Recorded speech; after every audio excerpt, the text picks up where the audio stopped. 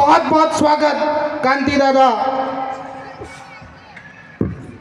धन्यवाद संचालक महोदय। सीधे वापसी है ना खक्कड़ देव बोलते हैं, तो वहाँ हमारे सीधे वापसी खक्कड़ देव थे। तो वहाँ सरकार आई, सरकार उस समय वसुंधरा की सरकार थी, बोली कि यहाँ पर ITI बनेगा, यहाँ ये होगा, ये जमीन यूं ही पड़ी है खाली। उस समय हम जनजागरण की प्रथम सीढ़ी पर थे और हमने रातों रात लड़के हमारे पास आ गए। तब मैं अकेला जनजागरण में खुल के बोलता था। तब ना कोई नेता था, ना कोई संतरी था, ना कोई मंत्री था, ना कोई नहीं था, ना कोई इतना कारवा था। फिर भी मैंने कहा आपकी जमीन बचाऊंगा। हमने रातों रात ग्राम सभा बनाई और ग्राम सभा में गांव के कमेटी मुखिया पूरी टीम बना दी और सवेरे उठ के हमने लिख दिया, ग्राम सभा प्रस्ताव लेती है कि यहाँ जो सरकारी भवन बन रहा है उस भवन को उस जगह पे हम लोग बनाने की अनुमति देते हैं। यहाँ आदिवासियों के खक्कड़ देव हैं और यहाँ पर आदिवासी अपने धार्मिक कार्यक्रम करते हैं, आदिवासियों के कार्यक्रम करते हैं, इसलिए जमीन नहीं मिलेगी। तो कलेक्टर के पास हम दे गए ज्ञापन। कलेक्टर बोला ये तो जमीन तो सरकारी है। मैंने सरकार कौन?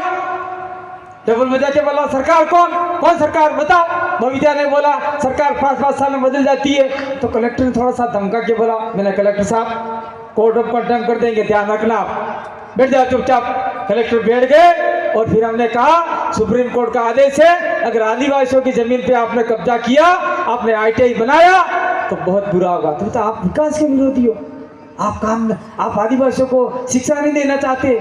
मैंने कहा नहीं, गलत, हम शिक्षा देना चाहते हैं, हम भवन बनाना चाहते हैं, लेकिन जमीन हम दे रहे हैं वहाँ जमीन। लेकिन उस जमीन पे तो यार ये आपके राजपूत हैं, न कोई पटेल हैं, न उनका कब्जा है, उनकी खातिरदारी है। तो उनकी खातिरदारी है, रोड निकले आदिवासी की जमीन, बनाओ आदिवासी की जमीन, सारा तालाब बनाओ आदिवासी की जमीन। तो ये जमीन भी आदिवासी इलाके में, उस जमीन की हम परमिशन देते हैं, वहाँ पे बनाओ। तो फिर उन्होंने 1 महीना तक थोड़ा इंतजार किया, फिर लास्ट में हमने प्रस्ताव लिया वहाँ पे ही बनेगा।